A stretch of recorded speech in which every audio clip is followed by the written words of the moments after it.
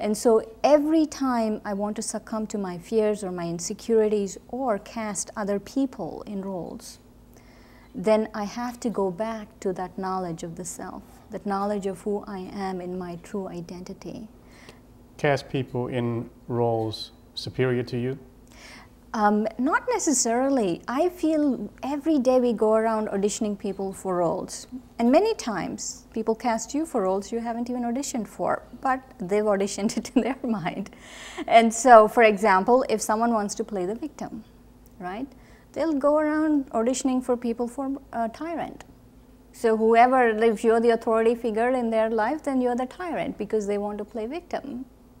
And so unconsciously, we all audition other people in our lives for these roles. And so we have to be, every time I want to succumb to that. So actually, when you were talking about other people having power over us, if I stop auditioning myself for victim roles or martyr roles or whatever it is, and know that I will be victorious, that I will be successful, you know, the true archetype of a hero. And so if I think of myself as the hero, that I will be victorious, I will be successful, that's the hero's journey, right? In any movie, the hero is always successful.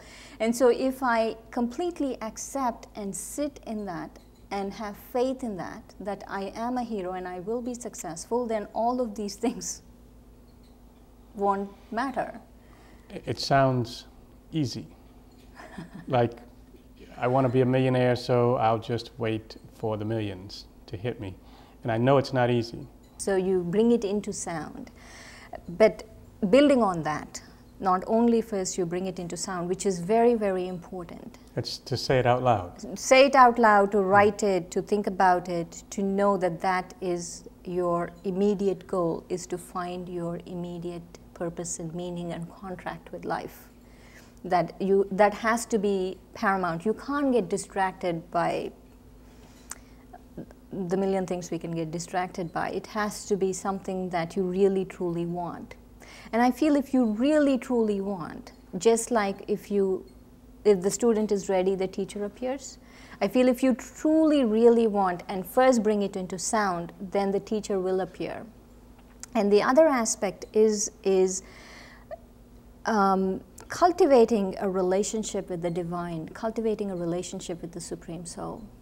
Not to get caught up in our fear or preconceptions or misconceptions of what the divine was when I was growing up, or in the church I went to, or the temple I went to, or any of those things, but really cultivating a relationship with the divine. And the other one is, for all of these things to really work, I feel you have to learn to be a very good student. Is if you really, truly learn to be a good student and not go into a situation thinking I know everything, that I really want to learn, I think it will happen. So there's no place for atheists in this? There is, actually, there is. I feel the importance of the relationship with the divine is so that God actually shows me who I am. The ultimate goal is to completely be self-realized. So even the importance of God in my life is because He's going to, he or she, whatever you want to call him, He's going to let me come to this place of self-realization. And so if, as an atheist or an agnostic, if you feel that you don't need a divine source to come to this place of self-realization, but you can do it on your own with other methods, sure, why not? But your path clearly takes you through the divine. Yes, yes, definitely. And the power that I get from the self-realization, which I assume doesn't happen like some light bulb moment in your head. It could, actually. it comes from what? What does that power derive from? Now I have a sense of who I am and why I'm here. Where's the power? Like I said, it's very simple actually. Many times just sitting in that state of who I am. For example, in the Brahma Kumaris, we consider ourselves to be souls, or the drivers that are operating this vehicle, the body. So to just be able to sit in that state of being the driver, the master of the self, that's the simplicity is the beauty, and the power comes from simply sitting in that state, not letting the body dictate, not letting my circumstances and everything around me, I don't get distracted and I'm able to just do it. That is what helps. The power really, it's not hard. That's what I'm trying to get. It's really not hard. And the body dictates in what ways when the body is dictating? In many ways. You first start getting into, it's very, very subtle, the consciousness of the body. Instead of me sitting in the consciousness that I'm the driver of this body, but if I sit in the consciousness that the body, I am the body, very subtly I have fears, because it is perishable and you see everyone around also, perishable. So there's this subtle fear of mortality. There's this not so subtle fear of mortality. There's a very subtle fear of aging, of disease, of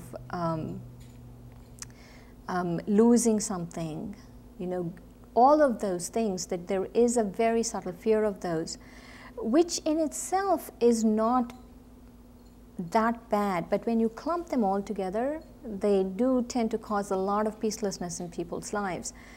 And for me, I really feel it is not a matter of people have this fear of mortality or that fear of this, but actually to experience the immortal self, that I am an immortal being that is driving this vehicle, is a very, very beautiful experience. And that itself is power. And so it is the lack of that experience is actually more of a loss than the experience of fear. But once again, it's dependent on some things. In different faiths, there are different versions of the immortality of the soul. Mm-hmm. But each of them has some piece of that notion.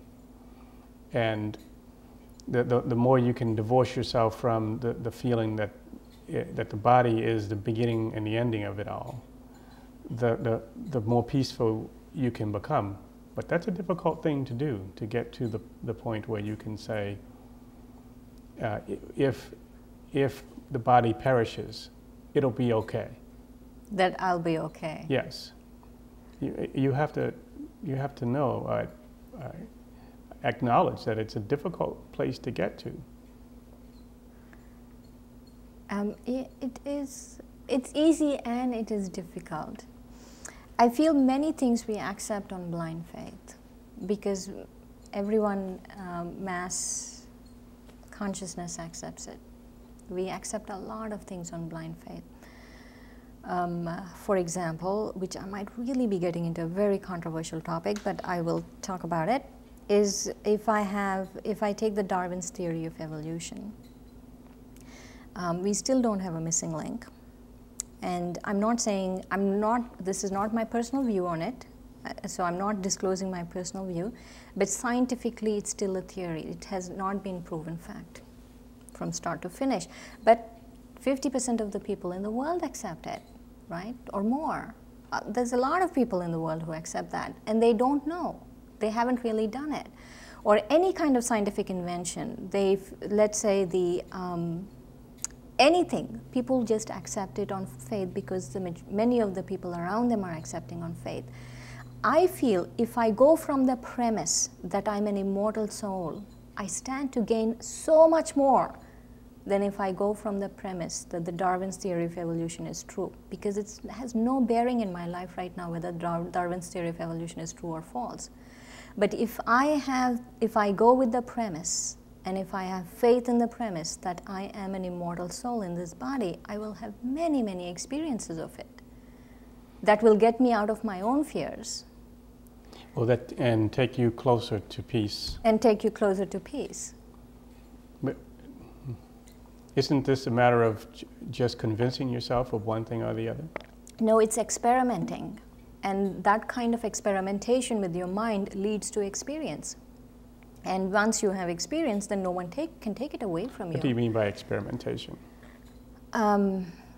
It's experimenting with the fact that I am an immortal soul driving this vehicle, right? I'm experimenting with that thought. And so it is an experimentation, but if I experiment enough with that thought, then I will have an experience of that, of being an immortal soul in this vehicle. And that experience will guide me to the next step I have to take. And the experience manifests itself how? The experience that comes from? In peace and happiness, contentment, of immortality. The experience of immortality is actually unique in its own way. It's different from peace or happiness, that you're just immortal, that you're invincible. Basically, nothing can or no one can take that away from you. Well, that's a whole different level of power. Yeah. Invincible. Exactly. But this kind of invincibility is no one can take it away. It's not fluctuating depending on the stock market or the housing market rising up and down. And how do I know when I'm there? I guess just this experience of immortality. Could In you- this could you particular point- case. Could you point to a time when you knew? I definitely had many, many experiences of being an immortal soul. And right now I feel more, it's like a second nature, that I am immortal. And it's second nature only when I don't come into the consciousness of the body. And so for me, the effort is to stay in that consciousness, I am an immortal soul. And every time I'm in that state, then that experience automatically comes. And from there comes the power. And from there comes the power. It doesn't sound difficult, It's not. but it sounds incredibly difficult, elusive, because if it was so easy, a lot of people would be there already. No, I really feel, Keith, that we limit ourselves with these thinking. You know, a lot of people might not be there because they don't have any intentions of being there. But if I have the intention and I experiment, I will have that experience. And knowing that I have the intention, representing that intention comes from, the meditation comes from the process that you've described. Yeah.